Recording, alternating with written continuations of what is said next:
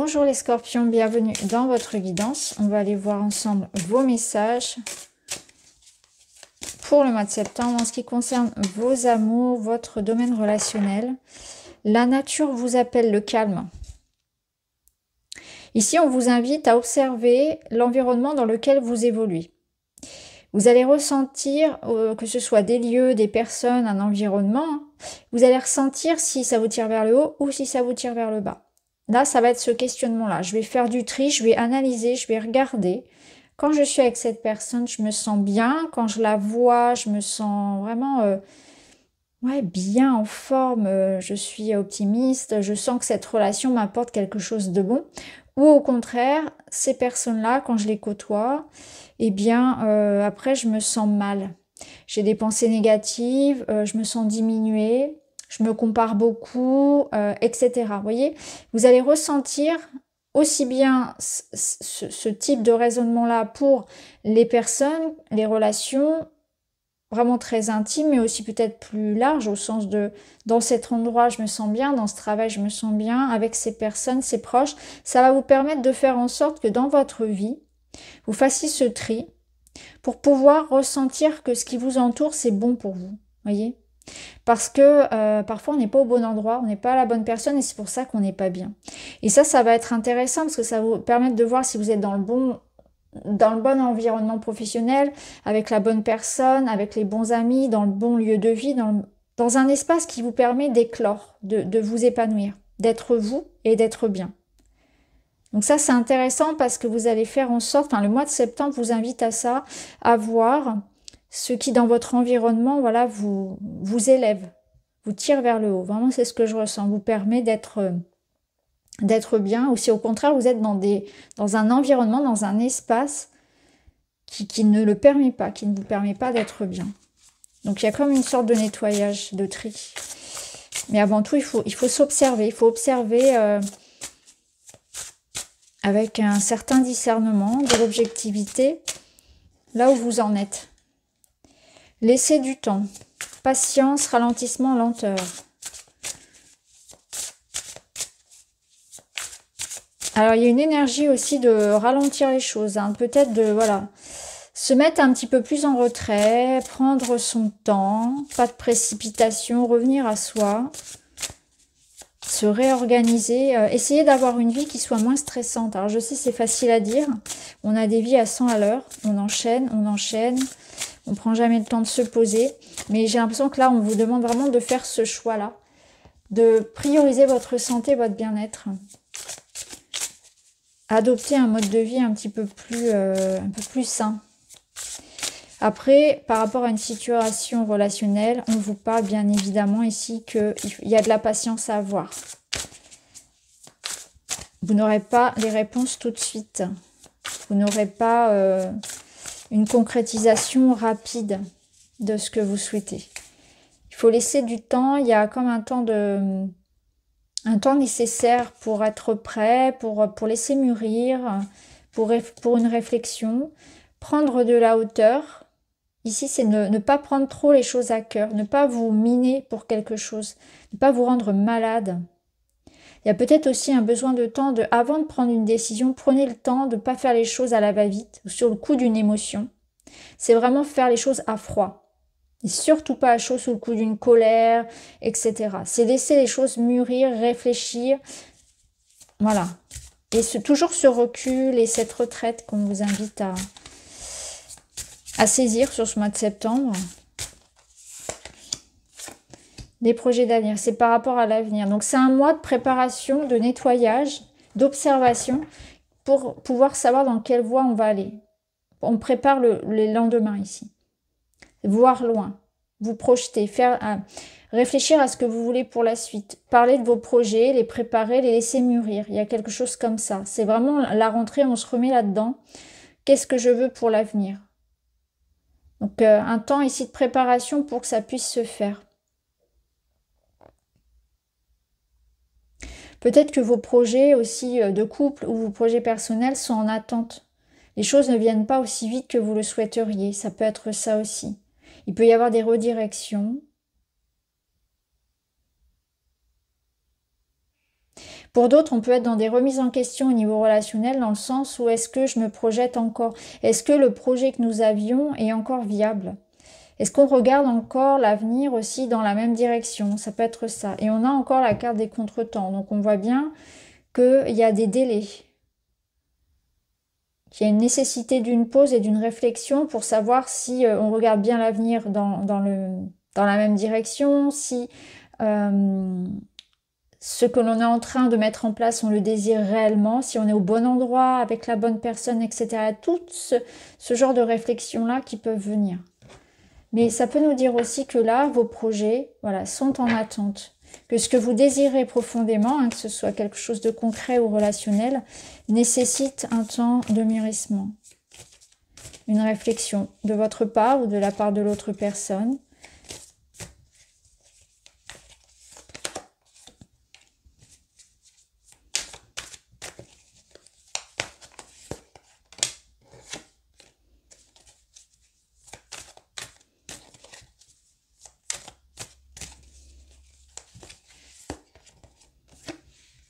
Alors ici, on nous parle d'amour.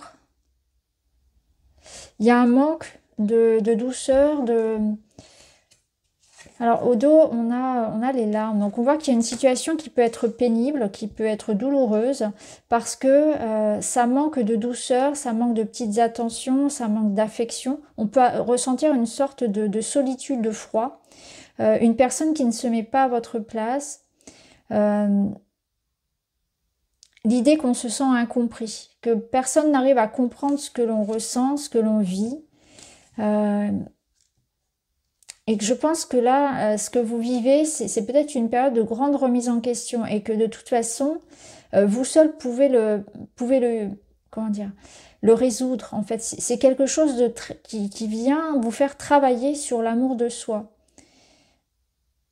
Sur l'idée de ça, comment je prends soin de moi, comment dans ma vie je vais prendre les décisions pour moi-même. Et je ne vais pas attendre qu'on vienne me sauver, je ne vais pas attendre qu'on vienne valider ce que je décide pour moi.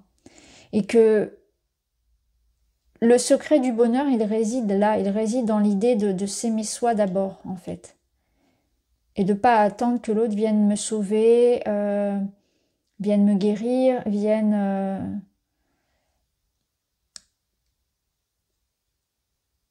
réparer quelque chose. Ensuite, ça peut nous dire aussi que là, donc il y a de l'amour. Hein, on voit que dans une relation, il y a de l'amour. Ça, c'est indéniable. Mais ici, il y a quelque chose qui... peut-être un problème de communication ou une sorte d'absence. On sent qu'il y a un froid. Voilà, il y a un froid dans cette relation. Il y a de l'amour, mais il y a un froid. On sent pourtant qu'il y a des petits manques. Donc peut-être qu'il y a un geste. Peut-être qu'il y a de la patience à avoir parce que l'absence peut être réelle. Il peut y avoir vraiment de la distance. Une forme de patience à avoir. C'est une situation qui peut être passagère et qui peut être déstabilisante parce que, voilà, suivant les épreuves de la vie, ce que vous vivez, ce que vit l'autre, on peut ressentir comme le manque, même quand on est en couple. Voilà. Ça peut être une épreuve aussi qu'on traverse à deux, hein, bien évidemment, et l'idée qu'on doit se soutenir. On voit que ce que vous voulez aussi profondément, vous, c'est quelqu'un qui vous comprenne, quelqu'un qui ne soit pas dans le jugement. J'ai l'impression que vous êtes dans une démarche très idéaliste et romantique de l'amour, où vous cherchez vraiment une forme de complétude avec l'autre. Et que pour le moment, c'est pas ce qui se présente forcément, d'où cette déception. Il y a on ressent comme une quête d'amour idéal. Parce qu'on on vous sent très en demande d'amour.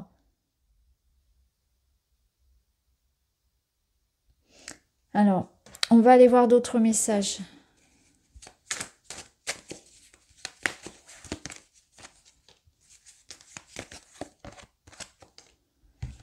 Énergie tierce qui perturbe le calme d'une relation. Ou une tierce qui vous guide vers quelqu'un. Rassemblement, intégration d'un groupe, présentation à la famille, vous n'êtes pas seul. Vous voyez, pourtant, ici, on vous dit que vous n'êtes pas seul. Parce qu'on vous dit que des personnes peuvent vous présenter quelqu'un, donc ça peut être par vos amitiés, dans votre travail, vos proches ici, qui peuvent vous guider vers une belle rencontre. Donc c'est l'idée de ne pas s'enfermer. L'idée de savoir choisir avec qui on va être, de qui on va être entouré, de bien s'entourer en fait. Parce qu'il y a des personnes ici qui peuvent vous aider à vous sortir de cette solitude, qui peuvent même vous permettre de rencontrer quelqu'un d'intéressant. Ensuite, dans le relationnel, ici, il est possible que quelqu'un, une tierce personne, ait une influence négative. D'où cette peut-être voilà cette tristesse ici qu'on peut ressentir.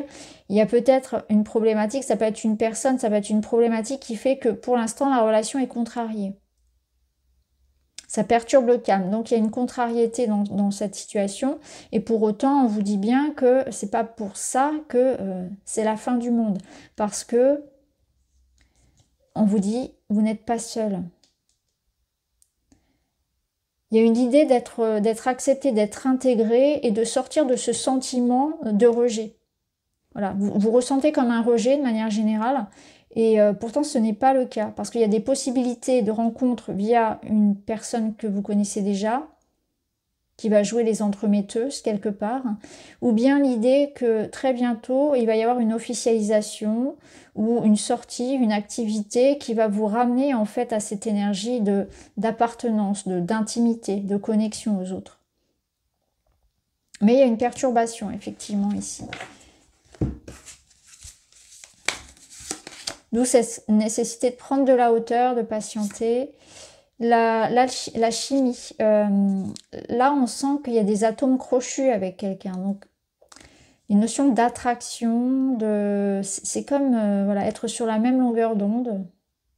Et ça rejoint ici, c'est ce que je vous disais tout à l'heure, c'est que vous allez ressentir quand ça matche bien, quand ça fonctionne bien avec quelqu'un, quand on se ressemble, on s'attire, quand on a cette sensation même de se connaître, d'avoir des goûts en commun, voilà, on se ressemble un petit peu quelque part, et au contraire avec d'autres où ça fonctionne pas du tout, et même avant même d'avoir ouvert la bouche, parfois c'est juste l'énergie, ça va pas, ça fonctionne pas. Donc je pense que là, la leçon du mois de septembre, c'est de comprendre que parfois, c'est au-delà de ce que l'on fait et de ce que l'on dit, c'est comme ça, il y a une énergie où ça passe pas, et c'est pas pour autant qu'il faut se sentir rejeté, c'est pas pour autant qu'il faut se dénigrer, c'est comme ça. Il y a des personnes avec qui ça match et des personnes avec qui ça fonctionne pas du tout. Et c'est pas inexplicable dans les faits. C'est quelque chose de beaucoup plus subtil. Et c'est de savoir ne pas être impacté par ça. Ne pas donner d'importance à ça. Là, on a l'énergie de la confiance. Donc, on voit bien qu'il y a une connexion avec quelqu'un. Il y a de la loyauté, de la fidélité dans un lien. Quelqu'un qui vous tend son aide, qui vous aime, qui vous soutient. C'est l'idée de faire confiance à la personne à laquelle vous pensez. Et là, on a la belle connexion. Bon, si je mets les 3 cartes ensemble, on a vraiment un lien très fort. Ici, on a vraiment cette notion d'attraction entre deux êtres, d'amour très très fort. C'est une relation ici qu'on n'explique pas forcément. On peut être très différent, comme beaucoup se ressembler. Ça va vraiment dépendre des situations. Ce qui est sûr, c'est que on est fait l'un pour l'autre. Il y a quelque chose avec ce sentiment de déjà se connaître. Cette énergie où on pense l'un à l'autre, on a une forme de télépathie, vous savez, on pense à la personne et puis on va recevoir un message, ou on va entendre son nom, ou une chanson à la radio qui nous fait penser à cette personne. Il y a comme une sorte de magie autour de ce lien. Et comme je vous disais, c'est une question de chimie, donc c'est quelque chose qui, quelque part, et se fait naturellement. Il y a comme un peu de magie, en fait, dans ce lien. Et on voit qu'il faut faire confiance, en fait, en ce lien-là, qu'il est comme protégé, en fait. Il y a une nature protégée dans cette relation. Donc, ne donnez pas d'importance à ces contrariétés-là. Restez confiant par rapport à cette situation. Si vous êtes célibataire, ben, je pense que là, on vous dit clairement qu'il y a une connexion donc, à cette personne. Donc, c'est la famille d'âme. Donc, soit vous voyez, c'est une redirection vers des personnes de manière au sens large qui vous correspondent, donc votre famille d'âme. Des personnes qui vous accueillent sans vous juger, ou bien c'est une personne en particulier, et là ça va être amoureux, ou voilà, on ressent cette notion de pouvoir, quelqu'un qui vous tire vers le haut, une relation qui élève. Et il y a vraiment cette notion que, voilà, c'est en regardant dans les yeux de la personne, en fait, on ressent cette énergie. C'est vraiment très énergétique. Je ne sais pas comment l'expliquer autrement, mais c'est au-delà du physique, en fait. C'est au-delà de l'aspect physique de la personne, c'est l'énergie, en fait. On se reconnaît par l'énergie que l'on a. Là, au dos, on avait quoi? On avait quelque chose qui... les cornes. Alors ça, ici, ça nous dit que vous faites du tri, en fait. Il y a des relations qui, vous voyez, qui s'éteignent, qui se coupent quelque part. Et c'est comme ça, en fait. C'est parce qu'il y a une redirection vers des personnes qui vous correspondent davantage, vraiment. Donc, ça s'explique pas non plus. C'est ce que je vous disais tout à l'heure. Parfois, c'est comme ça. C'est le contrat est terminé ou bien c'est tout simplement, voilà. Ne prenez pas trop à cœur ces situations-là. Ça se fait naturellement. Ça ne nous appartient presque pas même. Voilà, il y a cette notion d'énergétique et de subtil qui fait que ça ne nous appartient pas. Alors, on va voir ce que vous dit le tarot. 2 de coupe, magnifique. Le 2 de coupe, c'est l'idée de trouver sa moitié.